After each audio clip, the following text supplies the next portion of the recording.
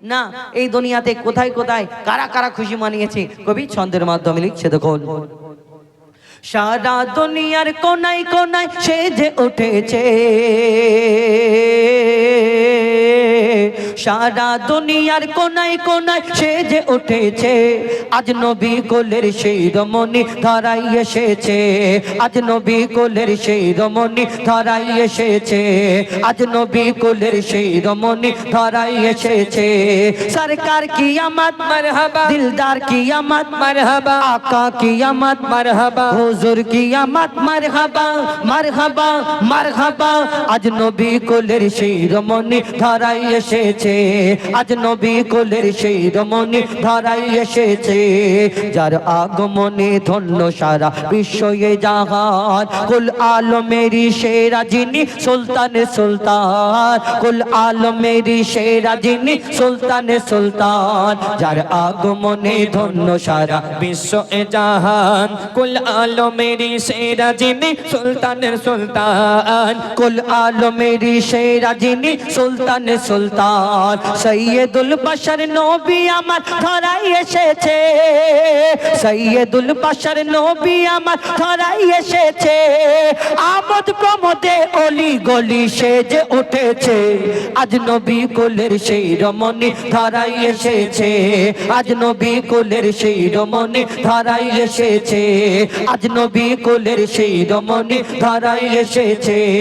যার চরণ পরশ পেয়ে জগৎ ধন্য হয়ে যায়, হয় পাগল পাড়া বসুন্ধরা যার রূপের শোভায়, পাগল পাড়া বসুন্ধরা যার রূপের শোভায়। যার চরণ পরশ পেয়ে জগৎ ধন্য হয়ে যায়, হয় পাগল পাড়া বসুন্ধরা যার রূপের শোভায়, পাগল পাড়া বসুন্ধরা যার রূপের শোভায়।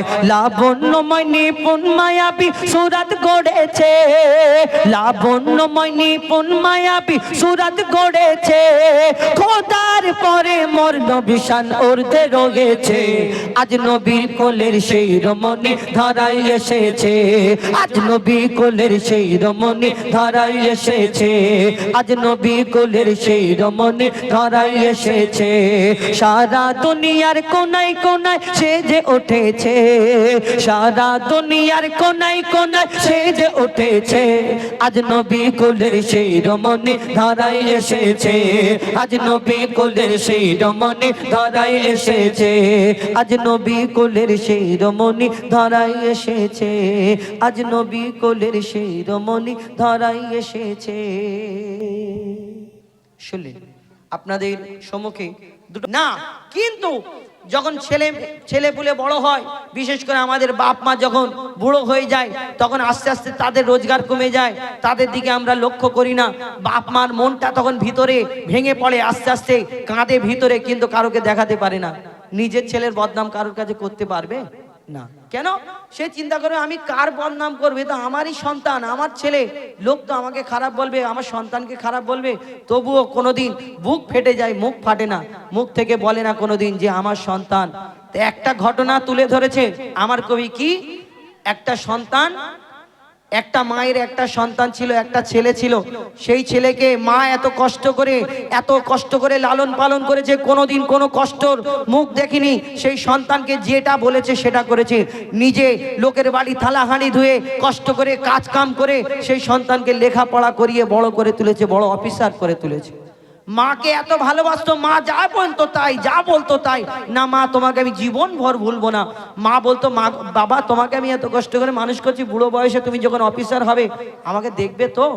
তখন সেই সন্তান বলতো, না মা আমার জবান পড়ে যাক, আমি তোমাকে কোনোদিন ভুলবো না, তুমি যে কষ্ট করে। কিন্তু যখন সেই অফিসারের বিয়ে হলো, মা কি করলো, একটা বড় লোক জায়গায় ভালো মেয়ে দেখে একটা বিয়ে দিল, বিয়ে দেওয়ার পরে অনেক দিন সংসার ভালো চললো, কিন্তু চলতে চলতে মা যখন বুড়ো হয়ে গেল, কাজ কাম করতে পারে না, খিটখিট খিটখিট করে বুড়ো বয়সে একটু, তখন সেই সন্তানের বউ, সেই সন্তানের স্ত্রী তাকে সব সময় বলতে থাকে, মা তোমার মা আজকে আমাকে এই বলেছে, তোমার মা আমাকে এইটা বলেছে, তোমার মা আমাকে এইটা করেছে, তোমাকে হয় আমাকে এক জায়গায় রাখো, আমাকে তোমার মাকে আলাদা রাখো, নালে আমি বাবের বাড়ি চলে যাচ্ছি। কি করবে, মাকে ছাড়বে না স্ত্রীকে ছাড়বে। সে কি করলো, মাকে একটা সাইডে ঘর বানিয়ে দিল, ছোট কুঁড়ে ঘর মতো। আর কুঁড়ে ঘরের একটা জানলা করা আছে, সেই দরজার দিকে সব দেখা যায় যে দরজা থেকে কে বেরোচ্ছে কে ঢুকছে। আর মা জননী সারাদিন যখন ওই সন্তান বের হয় তখন এই জানলাটা ধরে এরকম করে জানলা ধরে এমন করে চেয়ে থাকে যেন কখন চোখ থেকে পানি ঝরে যাবে। সেই সন্তান বুঝতে পারে না এই মায়ের কষ্টটা। কিন্তু এই মাটা দুঃখ পেয়ে পেয়ে একদিন যখন মারা গেল, আর সেই মাটাকে যখন খাটিয়াতে শোয়ানো আছে, এই খাটিয়াতে শোয়ানো আছে, সেই মাটার মুখ যখন দেখছে, যখন আস্তে আস্তে সময় হচ্ছে কবরে দাফন করবে, আত্মীয় স্বজন আসছে, যখন কান্না করছে সবাই, তখন তার ভিতরে আর সহ্য হয় না, সে ছটফট করছে। সেই আগের কথাগুলো মনে পড়ছে, আমার মাকে কেমন করে আমি ছেড়ে দিই, আমার মা এই দুনিয়া ছেড়ে চলে গেল। তখন সেই ছেলের সন্তানের ভিতরে ছটফট করছে, মনটা আস্তে আস্তে ভেঙে যাচ্ছে। সে কি বলে, কবি ছন্দের মাধ্যমে সেই কথা তুলে ধরেছেন। একটা সন্তানের অরিজিনাল ঘটনা কবি ছন্দের মাধ্যমে তুলে ধরেছেন, অতি মূল্যবান কথাই লিখছে দেখুন। ও গো মা জননী ঘুমিয়ে কেন, একবার ডাকো বাছা বলে। মায়ের লাশকে দেখছে আর কি বলছে শুনুন।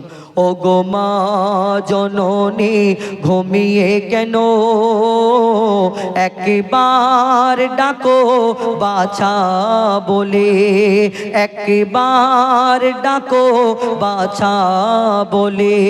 ও গো মা জননী ঘুমিয়ে কেন, একবার ডাকো বাছা বলে, একবার ডাকো বাছা বলে। ও গো মা জননী ঘুমিয়ে কেন, একবার ডাকো বাছা বলে। কোনটা দাও। এই দুনিয়া আমার আধার হলো, এই দুনিয়া আমার আধার হলো, আরে ডাকবো কারে আমি আম্মা বলে। ও গো মা জননী ঘুমিয়ে কেন, একবার ডাকো বাছা বলে, একবার ডাকো বাছা বলে। তারপর সে সন্তান আরো কি বলে, তার মায়ের মুখ দেখে আর কি বলে, কবি ছন্দের মাধ্যমে লিখছে দেখুন। কাঠের খাটে শুয়ে মাগো তুমি, দেখে মোর বুকটা ফেটে যায়, কার কোলে মাথা রেখে ঘুমাবো মাগো, একটু বলে দাও না আমায়, তোমার মতো কে বাসবে ভালো মাগো, তোমার মতো কে বাসবে ভালো, কে হাত বোলাবে দুটি গালে।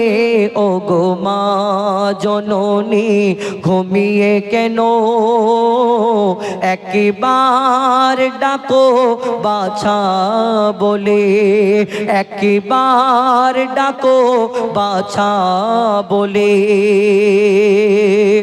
এই দুনিয়ায় সেই সন্তান বলছে, আমার মা এমন একটা ছিল, মা যিনি মা জননী ছিল এই দুনিয়ায়। আমি যখন কোনো পেরেশানের মধ্যে থাকতাম, আমি যদি বাইরে কোনো কাজে যেতাম আর বাইরে থেকে পেরেশানি নিয়ে বাড়িতে ফিরতাম, আমার বউ যদি বলতো আমার জন্য এটা আনবে, আমার সন্তান বলতো আমার জন্য এটা আনবে, কিন্তু আমি যখন বাড়িতে ফিরতাম তখন আমার স্ত্রী আমাকে বুঝতে পারতো না। আমার মন খারাপ থাকলে আমার বউ এসে জিজ্ঞেস করতো, তোমাকে আমি এটা আনতে বললাম তুমি কেন আনোনি। তো আমার সন্তান এসে জিজ্ঞেস করতো, তোমাকে আব্বা এটা আনতে বলেছি তুমি কেন আনোনি।